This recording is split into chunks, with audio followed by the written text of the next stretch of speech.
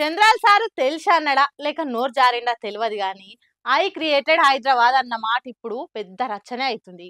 ఇక దీని మీద ఉత్త ఊకుంటారా? గట్టిగానే ఆడుచుకుంటారు కొందరు. తెలిసి అన్నాడో తెలియక అన్నాడు గాని ఇప్పుడు చంద్రాల్ సారు మాటలో మాట ఐ క్రియేటెడ్ హైదరాబాద్ అన్నాడు. కథమిగ ఈ మాటలు ఇప్పుడు హైదరాబాద్ అంతా గిర్రున తిరుగుతున్నాయి.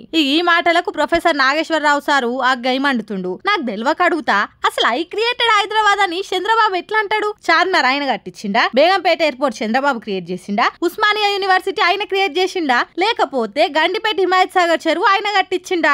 అట్లంటే ఒకప్పుడు హైదరాబాద్ లో ముత్యాలు అమ్ముతుండే, ప్రపంచ దేశాలు వాణిజ్యం చేస్తుండే. అట్లా చంద్రబాబు హయాంలో ప్రపంచ దేశాలు వాణిజ్యం చేసినాయా? అసలు హైదరాబాద్ ను ఐ క్రియేటెడ్ అని ఎట్లా అంటాడు?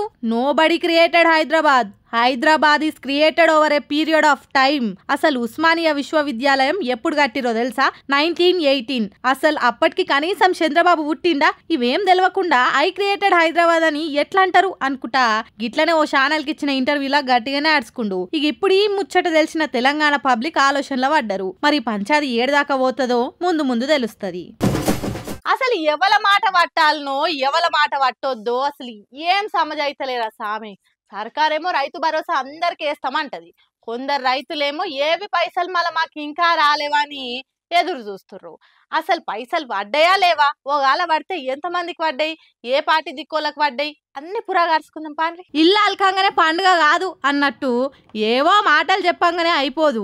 ఇచ్చిన మాట మీద బరాబర్ నిలబడాలి. అందరికి రైతు భరోసా టకీ టకీమని పడుతుందని కూని రాగాలు తీసిరు కదా, కానీ ఆడ తీరా చూస్తే పైసలు అందరికి పడలే. మంత్రులు ఎమ్మెల్యేల సొంతూర్లు చుట్టాలున్న ఊర్లకు మాత్రమే రైతు భరోసా పైసలు పడ్డాయి. ఇది కుద్దు మంత్రులు ఎమ్మెల్యేలు ఓ సభల బాజాప్తా బయటికే చెప్పిర్రు.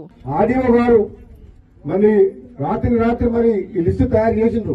మసీదు కూడా నిన్న సాయంత్రమే చెప్పినాం, ఏదో ఒక ఊర్లో మొదలు పెట్టాలని ప్రభుత్వం నుంచి ఆదేశాలు వచ్చినాయి. నేను అడిగిన చౌటుపల్లి మనం ఏ ఊరు అంటే మసీదు కూడా మా చుట్టాలు ఉండని చెప్పినాను. ఉన్నారా లేదా భూపాలరెడ్డి? ఇన్నరా ఎమ్మెల్యే రాజగోపాల్ రెడ్డి సార్ ఏం చెప్తుండో?